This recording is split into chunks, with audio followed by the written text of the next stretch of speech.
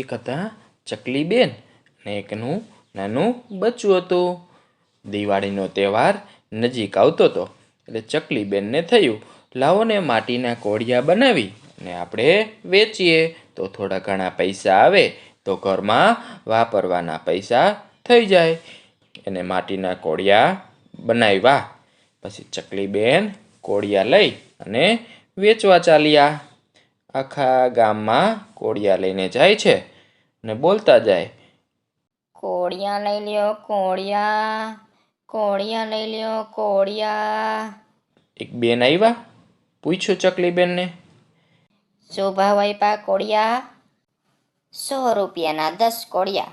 હે, આટલા બધા મોંઘા કોડિયા? જોવા દે જોઈ કેવા કોડિયા છે.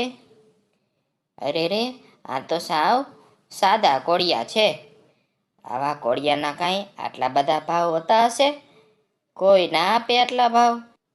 પણ તમે કોડિયા લઈ લ્યો, બહુ સારા કોડિયા છે. પણ અત્યારે માર્કેટમાં ચાઇનીઝ કોડિયા સસ્તા અને આનાથી સારા મળે છે.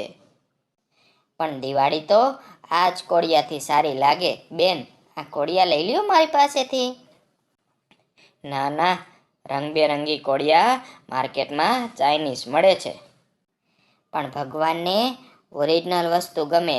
ચાઇનીઝ કોડિયા તો ડુપ્લિકેટ કહેવાય, એમાં દીવો થોડો પ્રગટે. ચકલીબેન તો આગળ ગયા. એમ કરતાં કરતાં થોડા કોડિયા વેચાણા અને પાછા ઘરે આવ્યા.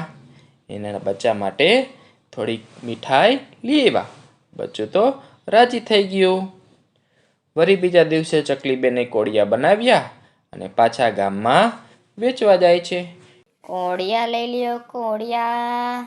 એક શેઠ ત્યાંથી જતા હતા. એને જોયું ચકીબેન કોડિયા વેચે છે એટલે શેઠે પૂછ્યું, એ ચકીબેન, કોડિયા શું ભાવે આપ્યા? શેઠ, 100 રૂપિયાના 10 કોડિયા.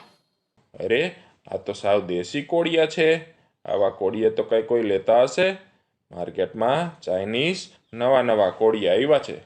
દિવાળીમાં તો આ જ કોડિયા સારા લાગે શેઠ. આ કોડિયે જ દિવાળી ગણાય. ના ના, ચલ અહીંથી. આવા કોડિયા મારે નથી લેવા. થોડાક તો લઈ લ્યો શેઠ. 2 કોડિયા લઈ લ્યો, દીવો કરવા થશે. ના ના, આવા કોડિયા કઈ લેતું હશે કોઈ? દેશી સાવ કોડિયા છે. ચલ અહીંથી, ચલ, ભાગ. શેઠે તો ચકીબેનનું અપમાન કર્યું અને ત્યાંથી નીકળી ગયા. ચકીબેન તો આખા ગામમાં ફર્યા પણ આજે એકેય કોડિયું વેચાણું નહીં. ત્યાં વળી એને યાદ આવ્યું કે મારા બચ્ચાને ટાઈમ થઈ ગયો છે, એ સ્કૂલેથી આવતું જશે. મમ્મી, આજે કેમ આટલું મોડું થયું? કાંઈ નહીં બેટા, હું અમસ્તા જ મોડું થયું. ચાલતા ચાલતા ચાલ્યા જાય છે. રસ્તામાં બચ્ચાએ એક ફટાકડાની દુકાન જોઈ અને એને ફટાકડા લેવાનું મન થયું. સરસ મજાના ફટાકડા હતા એટલે ઊભું રહ્યું. મમ્મી, ઊભા રહો ને થોડી વાર. મમ્મી ઊભા રહ્યા. બચ્ચાએ ફટાકડા જોયા, હાથમાં લીધા. સરસ બંદૂક એને ગમી ગઈ. પછી વિચારી અને પાછી મૂકી દીધી. બચ્ચાને ખબર હતી કે મમ્મી પાસે પૈસા નથી. મમ્મી પણ સમજી ગયા કે બચ્ચાને બંદૂક લેવાનું મન છે પણ પૈસા હતા નહીં એટલે કેવી રીતે લઈ દઈએ. બંને ઘરે જાય છે અને કહે છે, મમ્મી, તું આટલી ઉદાસ કેમ છે? પછી બધી વાત સમજાવે છે કે બેટા, આ કોડિયા કોઈ આપણા લેતું નથી. માર્કેટમાં નવા ચાઇનીઝ કોડિયા આવ્યા છે, બધાય એવા જ કોડિયા લે છે. પછી બચ્ચું તો ખૂબ હોશિયાર હતું. એને નવા નવા વિચાર મોબાઈલમાંથી જોયેલા હતા એટલે એને મમ્મીને વાત કરી. મમ્મી, હું તને જેવી રીતે કહું ને એવા કોડિયા તું બનાવ, પછી બધાય લેશે. એટલે બચ્ચાએ તો સરસ મજાની મોબાઈલમાંથી જોઈ અને ડિઝાઇન કાઢી આપી અને મમ્મી એ ડિઝાઇન પ્રમાણે નવા નવા કોડિયા સરસ મજાના બનાવે છે. અને પછી ચકીબેન વેચવા ચાલ્યા. જેવા ગામમાં જાય અને બધાને બતાવ્યા. કોડિયા લઈ લ્યો કોડિયા. કેમ આપ્યા ચકીબેન કોડિયા? 100 રૂપિયાના 10 કોડિયા છે બેન. વાહ, આ તો સરસ મજાના છે. માટીના પણ છે અને રંગબેરંગી પણ છે. આપી દ્યો, મને પણ આપી દ્યો 100. બીજા બેન આવ્યા, એ પણ કોડિયા લઈ ગયા 100. એમ કરતાં કરતાં ચકીબેનના કોડિયા તો માર્કેટમાં વેચાવા લાગ્યા અને રોજ બચ્ચું નવી નવી ડિઝાઇનો બનાવીને આપે અને ચક્કીબેન નવા નવા કોળિયા બનાવે. આમ કરતાં કરતાં વાત તો ઠેઠ શેઠ પાસે પહોંચી ગઈ. શેઠને ખબર પડી કે માર્કેટમાં કોઈ રંગબેરંગી માટીના સારા કોળિયા વેચે છે. તો શેઠ તો ગોતતા ગોતતા સીધા ત્યાં આવ્યા. પછી ખબર પડી આ તો આપણા ચક્કીબેન જ બનાવે છે. શેઠને પછતાવો થયો અને કહ્યું, ચક્કીબેન, રંગબેરંગી કોળિયા તમે બનાવો છો? ચક્કીબેન કે હા શેઠજી.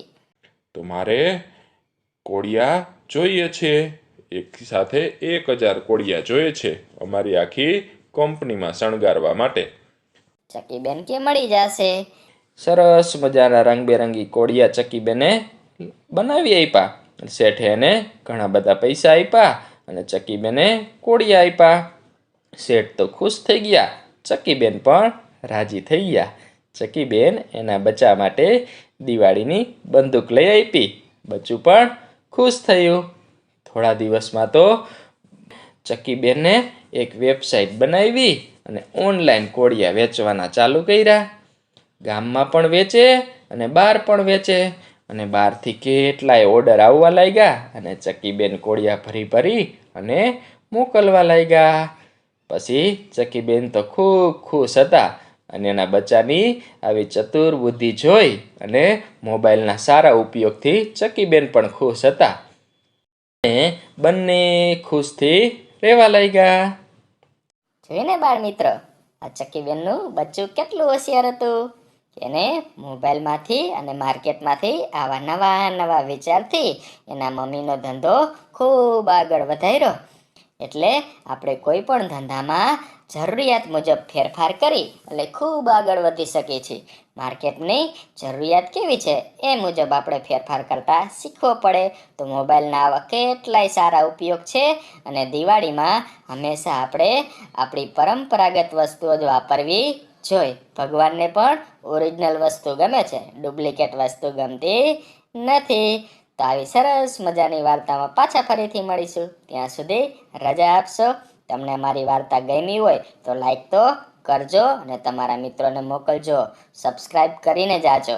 પાછા ફરીથી નવા વિડીયોમાં મળીશું. ત્યાં સુધી રજા આપશો. નમસ્તે.